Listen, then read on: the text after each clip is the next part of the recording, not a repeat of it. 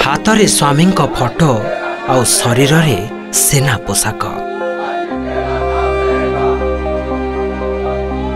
केतेबेले से स्वामी मर शरीर को धरी कांदुछंती तो केतेबेले हाथ जोड़ी भगवान को पाखरे तांको आत्मार सद्गति पाई प्रार्थना करुछंती। पायलट स्वामी शेष यात्रा रे किछि एपरि भाबरे सामिल होइछंती कर्नेल पत्नी आउ उपस्थित लोकं को करिछंती भाव विहोल।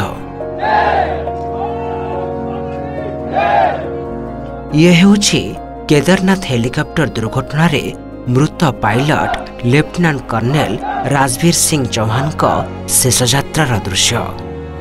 मृत पायलट स्वामी को अश्रुल विदाय देउछंती तांको पत्नी लेफ्टिनेंट कर्नेल दीपिका चौहान।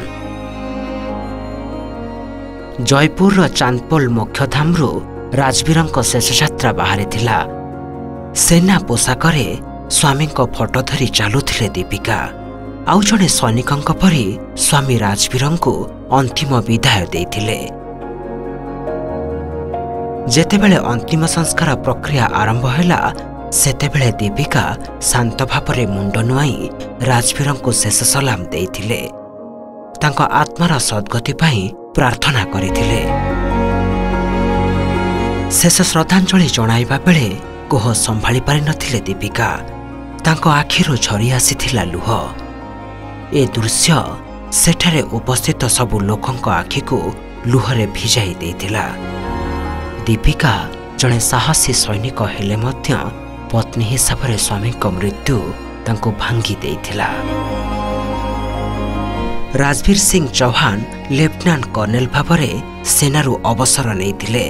आउ किछि मास पूर्वरु से एक घरोई हेलिकॉप्टर सेवा कंपनी आर्जन एविएशन सहित पायलट भावरे काम करिबा आरंभ करिथिले। गत 15 तारिख में केदारनाथ निकटरे दुर्घटनाग्रस्त हेलिकॉप्टर पायलट थिले राजवीर। केदारनाथ गुप्तकाशी फेरुवा बेले तांको हेलिकॉप्टर घन जंगल एवं दुर्गम अंचल में दुर्घटनाग्रस्त होइथिला, जोंथिरे पायलट राजवीर सहित अन्य 6 जनकर मृत्यु होइथिला। Bureau report OTV.